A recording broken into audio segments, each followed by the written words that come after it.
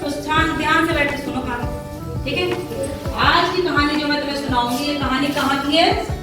राजस्थान की। कहाँ की है?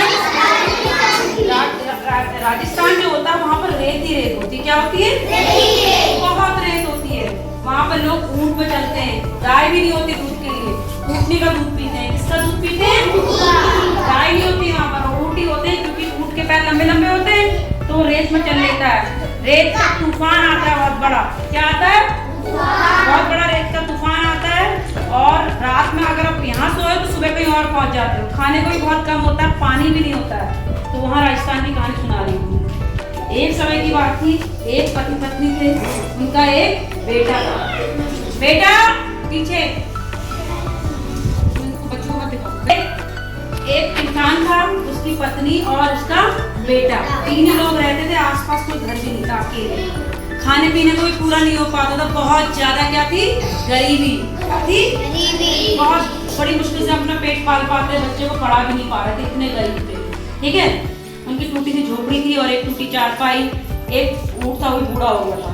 तो एक बार क्या होता, वहाँ पर एक आदमी घूमने आता राजस्थान में, तो उनको रास्ता भूल जाते हैं, तो वो उनके घर के पास पहुँच जाते हैं।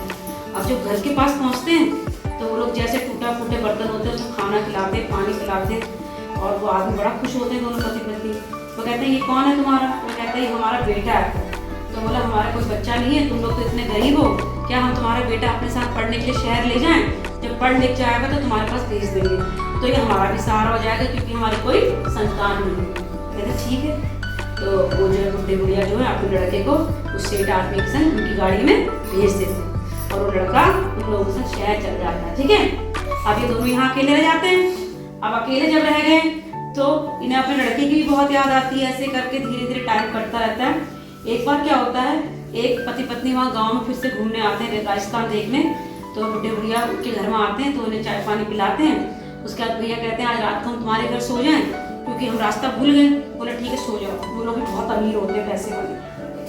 अब उनके घर में सो जाते हैं। तो रात को जो है बुढ़े बुढ़िया कहते हैं कि लग रहा है, उनको लालच जाता है। कहते हैं इनके कपड़े भी बहुत अच्छे अच्छे हैं, जेवर भी बहुत पहने और बड़ी गाड़ी में आए, लगता है इनका पैसा बहुत है।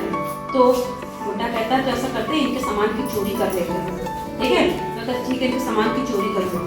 तो सामान की चोरी करके जैसे ही अपने गड्ढे में छुपाए होते हैं, तो तभी जो आदमी खुल जाती है। तो कहता तुम सामान की चोरी कर रहे हो? तो उन्हें क्या करता है, मारने लगते हैं, मारपीट हो जाती है। मारपीट होते होते वो आदमी मर जाता है।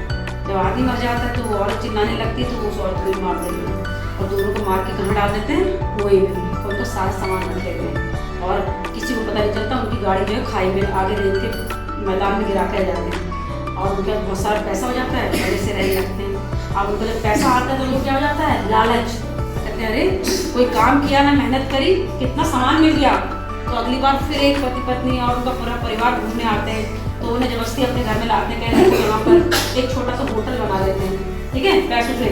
और उसमें रुकवाते हैं, खिलाते पिलाते हैं, और कहते हैं कि भैया ऐसा है आज रात आप लोग यहीं रुको, हम किराया बहुत कम लेते हैं। तो वो लोग भी उसी में रुक जाते हैं। तो रात को जब सब लोग सोते हैं तो उन्हें खाने में क्या मिला दिया होता है, नींद की दवाई। सारा परिवार उनका नींद में सो गया, सारा जेवर सामान ले लेते हैं, और उसका उनसे भी क्या कर देते हैं, हत्या कर देते हैं, उन्हें भी मार देते हैं। अब ऐसे करते करते जो उधर आता उनके होटल में उसको मारते, उसका सामान ले लेते, बहुत अमीर हो गए। क्या हो गए, बहुत पैसे वाले हो गए। अब उनकी जो आदत ही पड़ गई, लालच उसका बढ़ता ही जा रहा, और लालच, और पैसा और पैसा और पैसा। लालच में उन्होंने कितने गलत काम कर दिए, है ना। अब एक समय की बात होती, बहुत दिनों से उनके यहाँ कोई आया नहीं होता उनके होटल में। अब सोचते कोई आया नहीं इतने दिनों से होटल में। तो बुढ़िया कहती है अरे इतना तो सामान है, अब क्या करता है। बुढ़ा कहता नहीं और आए तो एक थोड़ा और पैसा मिले, कल को जब हमारा लड़का शहर से आएगा तो उसके लिए हम बहुत बड़ा मकान बना देंगे, बहुत उसके लिए खेती बाड़ी कर देंगे। तो एक दिन शाम को एक गाड़ी उनके घर के आगे आके रुकती है। उसमें से एक बहुत सुंदर सा लड़का उतरता है, ठीक है।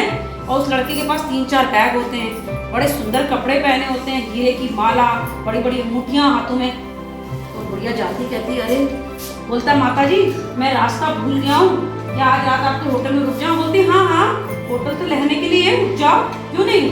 कहते ठीक है। उस लड़के का सामान लोग फटाफट कमरे में रख देते हैं, और लड़के कहते हैं क्या खाओगे, उसकी खूब सेवा करते हैं। वो कहता है ये खाऊंगा ये खाऊंगा, खाने की सारी चीजें बताता है जो राजस्थानी लोगों में खाई जाती है।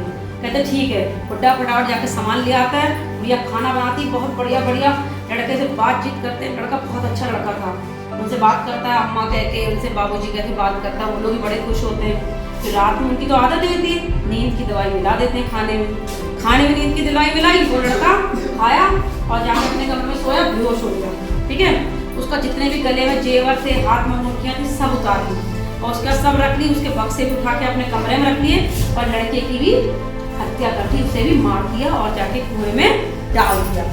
अब दोनों बेटे भैया बड़े खुश हो, बोला आज तो बहुत सामान मिला, कितना सामान मिला, बाप रे बाप। ठीक कहते हैं। और उसके बाद उसको सारा सामान जो होता है, जब सुबह हो जाती है, कमरे में जाके खोलते हैं तो उसमें बढ़िया सुंदर साड़ी, लहंगे, कपड़े, लत्ते, बहुत सा सामान निकलता है। तभी नीचे एक बक्से में से छोटी सी फोटो निकलती है। उस फोटो में एक लड़का और वो एक औरत आदमी बने होते हैं। तो बुढ़िया उस फोटो को चश्मा लगा के ध्यान से देखती है, कहती ये तो हमारा लड़का लग रहा है और ये दोनों हम लग रहे हैं। ये सोचते हैं, तभी बाहर से आवाज आती है। तो एक गाड़ी आके रुकती है, उसमें से एक औरत और आदमी बड़े सुंदर उतरते हैं। तो जो बुढ़े बुढ़िया बाहर जाके देखते हैं तो कहते हैं भैया कौन है कौन है? तो कहते हैं अरे आपने हमें पहचान नहीं दी, हम वही सेठ हैं जो बचपन में तुम्हारा बच्चा ले गए थे और कल रात तुम्हारा बेटा तुमसे हमसे पहले आ गया था।